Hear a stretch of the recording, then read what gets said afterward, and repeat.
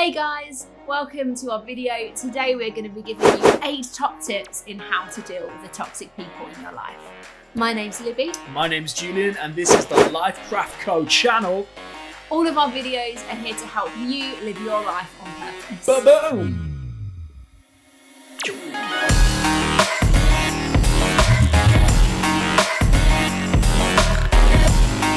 In this video, we're not talking about people who are a little bit annoying or maybe get on your nerves. We're talking about people who are damaging in their behavior. Perhaps they have a really bad attitude, perhaps they're intentional, perhaps they're a little bit unaware, but this is toxic people that are harming you or maybe those that are around you. What you can do to help them and also help you by putting healthy boundaries in your life. You're going to want to watch through to the very end to get the best out of this video. It's important that we learn ways of how to manage people in our life who are toxic because it helps us to create space to protect people and to put healthy boundaries in place. It can also be beneficial to the person if we can challenge them because they might be completely unaware of their behaviour. There's normally a reason why someone's being destructive and sometimes they might not know the impact they're having on other people. There's normally a reason why people are toxic and it can help us create harmony in our society and in our communities around us, and we can be the peacemakers in the midst of toxic or difficult situations. The first one is care. You need to care about the person.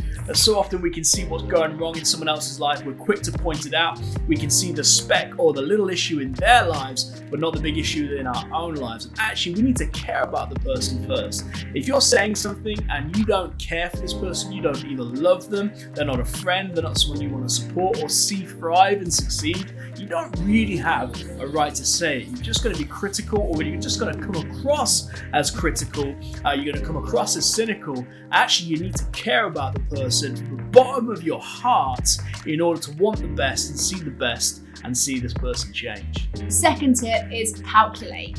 You need to calculate whether this is something that you should confront, that it's right to confront, and whether actually it's a big enough issue to need confronted. Because the reality is that everyone that you come across will have traits that you don't like, because everyone's different and we all have different preferences about people. So actually you need to calculate, is this person being toxic or are they just doing something that I don't like? And it's really important to answer that question at the start to really work out why you want to challenge this behaviour and your motivation behind that. The third thing is calm. We'd recommend you try and calm the situation down. It might be that the person's really tense, a little bit aggressive, behavior's getting out of hand, and actually you need to do something to try and bring the level down a little bit, take it down a notch. The danger is when you try and confront somebody is that it can feel like a standoff. It can feel like one person versus another. You want to try and mediate. You want to try and bring some peace and sense to the situation.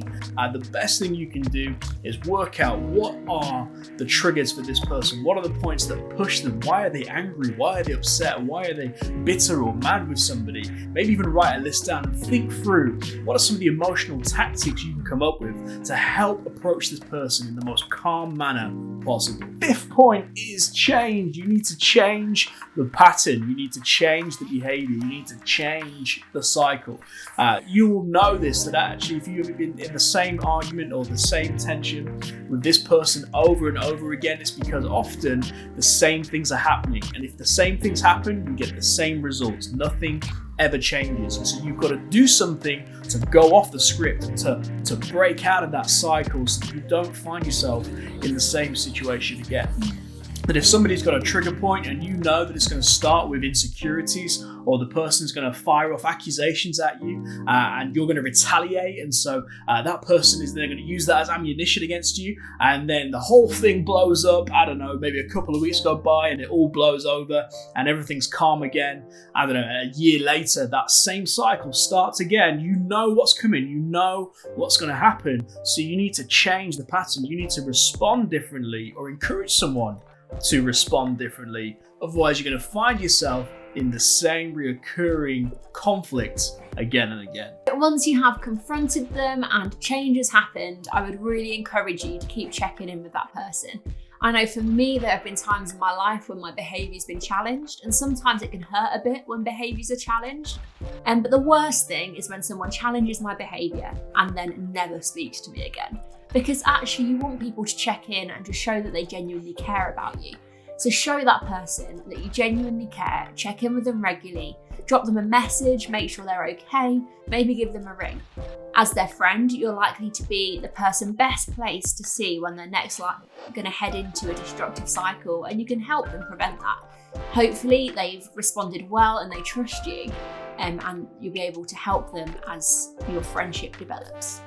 Fantastic. And point number 7 is this: would you create space for conversation? Would you create an opportunity for the person to put their actions right?